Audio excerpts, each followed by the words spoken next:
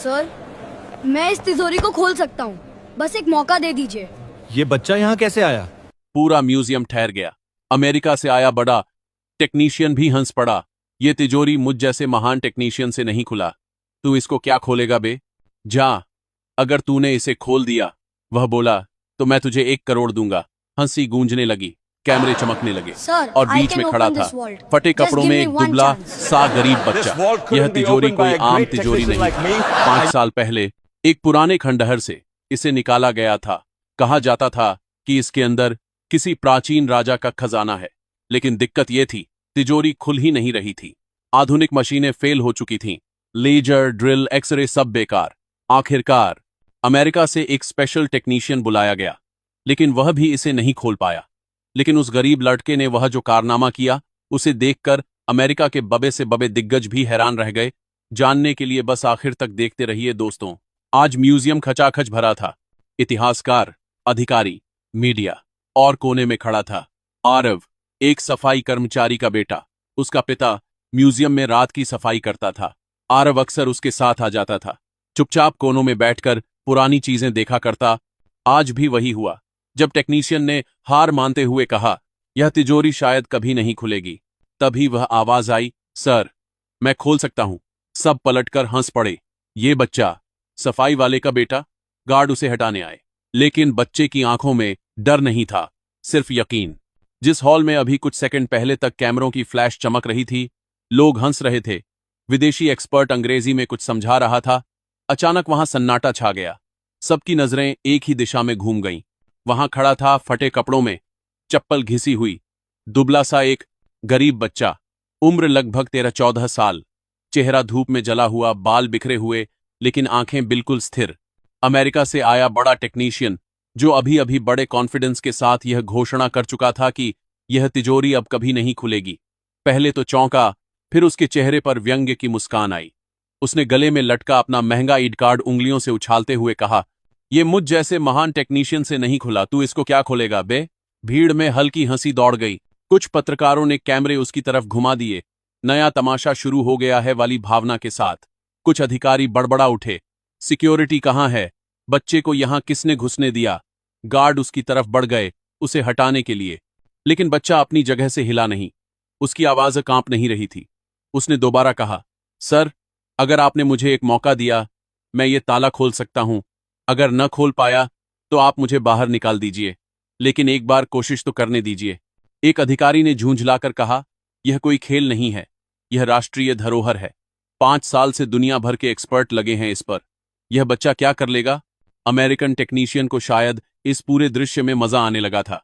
वह हंसकर आगे बढ़ा, बच्चे के कंधे पर हल्का सा थाप देते हुए बोला, चल ठीक है हीरो, एक काम करते हैं, अगर तूने इसे खोल दिया तो मैं तुझे 1 करोड़ दूंगा। 1 करोड़, कैश नहीं, चेक, ठीक है?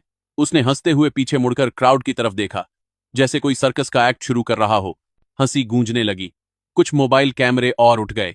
किसी ने फुसफुसाकर कहा, अगर खोल भी दिया तो बाद में बोल देगा मजाक था। किसी ने कहा, चलो देखो बच्चा क्या नौटंकी करेगा। हॉल के बीच में मोटे मोटे लोहे के रेलिंग के पीछे एक विशाल काली धातु की तिजोरी रखी थी। चारों ओर लाल वेलवेट की रस्सियां, सिक्योरिटी गार्ड, सीसीटीवी कैमरे। उस तिजोरी पर पुराने राजघराने की एक निशानी उत्कीर्ण थी, एक शेर, एक तलवार, कुछ अजीब प्रतीक। यह तिजोरी कोई आम तिजोरी नहीं थी। 5 साल पहले शहर से दूर एक पुराने खंडहरनुमा महल की खुदाई के दौरान मजदूरों को जमीन के नीचे से एक भारी लोहे का बॉक्स मिला था। उसके चारों तरफ पत्थर से बनी दीवारें थीं, जैसे किसी ने जानबूझकर उसे छिपाकर रखा हो। जब उसे क्रेन से उठाकर बाहर लाया गया तो उसका वजन देखकर सब दंग रह गए। पुराने दस्तावेजों से पता चला था कि वह तिजोरी किसी प्राचीन राजा की गुप्त तिजोरी हो सकती है, जिसमें या तो खजाना होगा या कोई राज। उसे शहर के इस म्यूजियम में लाया गया। सरकार ने घोषणा की वैज्ञानिक तरीके से तिजोरी खोली जाएगी, न कि तोड़फोड़ से। अंदर जो भी होगा इतिहास की धरोहर होगा। लेकिन समस्या यह थी, तिजोरी खुल ही नहीं रही थी। उसमें कोई साधारण चाबी का छेद नहीं था, कोई कोड वाला डायल नहीं, कोई इलेक्ट्रॉनिक पैनल नहीं। बाहर से दिखता केवल मोटा काला धातु और कुछ उभरे हुए सिंबल्स। इतने साल में देश के कई टॉप लॉक एक्सपर्ट बुलाए गए। किसी ने लेजर से स्कैन किया, किसी ने अल्ट्रासोनिक मशीनें लगाईं, किसी ने एक्सरे से भीतर की झलक देखने की कोशिश की, लेकिन तिजोरी ने कोई राज नहीं खोला। ड्रिल मशीनें उसके धातु पर चलकर गर्म हो जाती, लेकिन भीतर तक जाती नहीं थीं। ऐसा लग रहा था जैसे तिजोरी को बनाते समय यह सोचकर डिजाइन किया गया था कि कोई भी आधुनिक तरीका उसे नहीं तोड़ पाएगा। आखिरकार अमेरिका की एक बड़ी सिक्योरिटी टेक कंपनी से स्पेशल टेक्नीशियन बुलाया गया। उसका इंट्रो म्यूजियम की दीवारों पर चिपक चुके पोस्टरों में भी लिखा था, दुनिया की सबसे कॉम्प्लेक्स सेफ्स खोलने वाला विशेषज्ञ। आज वही फ्लाइट से आकर मीडिया की मौजूदगी में तिजोरी को खोलने की कोशिश कर रहा था। उसने भी मशीनें लगाईं, सेंसर्स लगाए, वाइब्रो एनालिसिस किया, लेकिन घंटों की मेहनत के बाद उसने हार मान ली। उसने माइक पकड़ा और कहा, this safe might never open. शायद इसे बिना ओरिजिनल की या सीक्रेट नॉलेज के खोलना ऑलमोस्ट इम्पॉसिबल है। इसी नेवर वाले मोमेंट के बीच कोने में खड़ा एक लड़का आगे बढ़ा। उसका नाम था आरव। वह म्यूजियम के लिए काम नहीं करता था। वह किसी विजिटर के साथ नहीं आया था। वह तो सफाई कर्मचारी का बेटा था। उसके पिता मोहन इस म्यूजियम की रात की सफाई करते थे। जब सब लोग चले जाते तब वह झाड़ू लेकर, मोप लेकर, डस्टबिन उठाकर हर हॉल में घूमते। कई बार रात को देर से लौटते तो आरव भी उनके साथ आता, क्योंकि घर पर अकेला रहना उसे अच्छा नहीं लगता था। बचपन से ही आरव ने इस म्यूजियम की दीवारों, मूर्तियों, पुरानी तलवारों, सिक्कों, चित्रों को दूसरी नजर से देखा था। जब उसके पिता झाड़ू लगाते, वह कोनों में बैठकर उन पर लगे छोटे छोटे बोर्ड पढ़ने की कोशिश करता। कभी कभी गार्ड उसे डांट देते, ये सब छूना नहीं है, लेकिन उसकी आंखें हर चीज को निरीक्षण की तरह देखतीं। Pattern, symbol, shapes, lock, hinges. एक और अजीब बात थी, आरव के दादा, जो अब इस दुनिया में नहीं थे, अक्सर कहा करते थे, हम कभी राजा के लोगों में से थे। बचपन में आरव को ये बातें कहानी जैसी लगती थीं, जैसे दादा कोई फालतू की शान बघर रहे हों। लेकिन दादा जो कुछ बताते उसमें डिटेल इतनी होती कि वह कभी कभी सोच में पड़ जाता। जैसे दादा कहें, हमारे पुरखे ताले बनाते थे, वो भी ऐसे कि कोई खोल न सके, और ऐसे भी कि जो चाहे खोल सके। राजाओं के खजाने की रक्षा का जिम्मा हमारी ही पीढ़ी पर था। जब दादा गुजर गए तो यह बातें भी हवा में खोती चली गईं। लेकिन एक दिन म्यूजियम के पीछे के हिस्से में, एक पुरानी लाइब्रेरी के स्टोर रूम जैसे कमरे में, जहां टूटी कुर्सियां, पुराने बक्से और नाकाम पोस्टर रखे थे, आरव को कुछ अजीब मिला। वह अपने पिता के साथ रात की शिफ्ट में आया था। उसके पिता और एक और सफाई वाला आदमी उस कमरे की सफाई कर रहे थे। चीजें हटाते हटाते एक पुराने वुडन ट्रंक का ढक्कन खुल गया। उसके अंदर धूल से भरी कुछ किताबें थीं, हाथ से लिखी हुई, पीले पड़ चुके पन्ने, फटी हुई जिल्द। जब सब चले गए तो आरव चुपके से वापस उसी कमरे में गया। उसने एक किताब उठाकर खोली। उस किताब में चित्र थे, अजीब अजीब निशान, ताले के डिजाइन, गियर, तिजोरियों के सेक्शन, और उनके साथ साथ कुछ गुप्त तरीके, सिंबल बेस्ड कॉम्बिनेशन। कई जगह एक ही निशान उसे म्यूजियम की तिजोरी पर बने निशान जैसा लगा। उसकी धड़कन तेज हो गई। कुछ पन्नों पर लिखा था, राज तिजोरी के गुप्त ताले का विधान, केवल वंशजों के लिए, बिना ध्वनि के खुलने वाली तिजोरी, याद से खुलने वाले लॉक। उसने पूरा नहीं समझा, लेकिन इनफ समझ गया कि यह कोई मामूली डायरी नहीं है। उसे याद आया, दादा कहा करते थे, हमारे पास वो विद्या थी जिससे तिजोरी बिना चाबी खुले और बिना तोड़फोड़ के बंद भी हो जाए। कई रातों तक जब उसके पिता ऊपर वाले हॉल में सफाई करते रहते, आरव नीचे के स्टोर रूम में बैठकर उन किताबों को पढ़ने की कोशिश करता। लैंग्वेज पुरानी थी, पर धीरे धीरे उसे सिंबल्स की भाषा समझ आने लगी। हर निशान का मतलब, हर स्क्रैच की जगह का लॉजिक। वह खाली एयर में हाथों से पैटर्न बनाकर प्रैक्टिस करता, जैसे इनविजिबल ताले को खोल रहा हो। और फिर 5 साल पुरानी उस तिजोरी की खबर जब पहली बार म्यूजियम में आई तो उसके अंदर कुछ हिल गया। जब उसने पहली बार उस तिजोरी को देखा तो वह ठिठक गया। ये वही पैटर्न है। तिजोरी पर बने कुछ निशान, कुछ कॉर्नर कट्स किताबों के डिजाइन से मिलते जुलते थे। उसी दिन से उसके दिमाग में एक पागल सा विचार घूमने लगा, क्या ये वही राज तिजोरी हो सकती है जिसकी बात दादा किया करते थे? क्या हमारे पूर्वजों ने यह लॉक बनाया था? वह घर आकर नोटबुक में स्केच बनाता, रात को किताबों से सिंबल्स कंपेयर करता। धीरे धीरे उसके दिमाग में पूरा ताले का नक्शा बनता गया। उसे समझ आया कि यह कोई रैंडम ब्लॉक ऑफ मेटल नहीं, यह inner locking plates, sliding wages और वेट बेस्ड मैकेनिज्म्स का जाल है, जो कुछ खास जगहों पर हल्का दबाव डालने से अनलॉक हो सकते हैं। लेकिन यह सब केवल थ्योरी थी, उसे प्रैक्टिकल करने का मौका नहीं था। आज जब फॉरेन टेक्नीशियन ने हार मानते हुए कहा, यह तिजोरी शायद कभी नहीं खुलेगी, तब आरव के अंदर कुछ टूटने को आया। उसे लगा जैसे उसके पुरखों की विद्या को किसी ने बेइज्जत कर दिया हो। उसी इंपल्स में उसने आवाज लगा दी, सर, मैं खोल सकता हूं।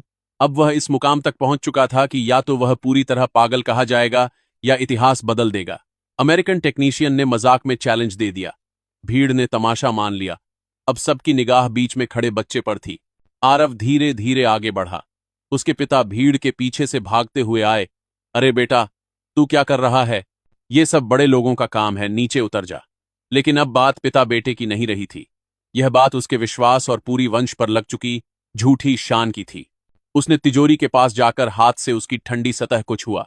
धातु ठंडी थी, लेकिन उसके अंदर गर्म लहर जा रही थी। उसने गहरी सांस ली। उसने किसी मशीन की मांग नहीं की, न कोई हथौड़ा, न कोई टूल। सबको लगा कि अब ये बच्चा किसी फिल्म जैसा कुछ करेगा, दोनों हाथ फैलाकर आंख बंद करेगा, मंत्र वगैरह बोलेगा। लेकिन उसने कुछ भी ऐसा नहीं किया। उसने बस अपने हाथों की उंगलियां तिजोरी की सतह पर रखीं, ऊपर बने सिंबल्स को हल्के से छुआ, जैसे उन्हें पहचान रहा हो। उसने तिजोरी के एक साइड पर, किनारों के पास, उस जगह हाथ रखा जहां हल्का सा उभरा हुआ हिस्सा था जो आम आदमी की नजर से छूट सकता था, लेकिन किसी ट्राट एंड आंख से देखो तो वह फालतू नहीं लगता। उसने पहले उंगलियों से कुछ खास जगहों पर हल्की थाप दी, ढक ढक, जैसे किसी इनविजिबल पैटर्न के हिसाब से। धातु के अंदर कहीं से हल्की हल्की गूंज आई। फिर उसने दोनों हाथों से दो अलग अलग जगहों पर एक साथ दबाव डाला, फिर छोड़ा, फिर तीसरी जगह पर हाथ रखा। उसका पूरा अटेंशन उन किताबों की याद में था। पहले ऊपर वाली प्लेट, फिर नीचे का वेज, फिर दाहिने की स्लाइड। मीडिया वालों को यह सब धीमा और बोरिंग लग रहा था। कुछ ने कैमरा नीचे कर लिया। कुछ नहीं होगा, बस टाइम पास है।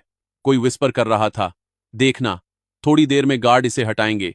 हॉल में केवल कुछ लोगों की सांसें सच में रुकी हुई थीं, उसके पिता, कुछ पुराने कर्मचारी जिन्होंने उसे रात को लाइब्रेरी में बैठा देखा था, और शायद वह इंजीनियर जो वंडर से देख रहा था कि यह लड़का रैंडम नहीं, बहुत खास पैटर्न के साथ टच कर रहा है।